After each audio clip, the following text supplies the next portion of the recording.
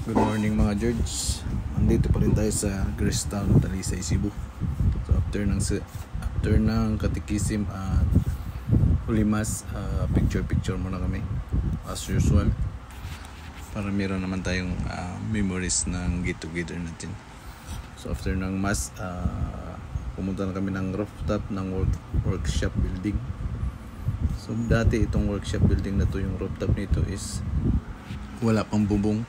Bayon sa may mong kaingon din eh. Makikain lang po ako dito.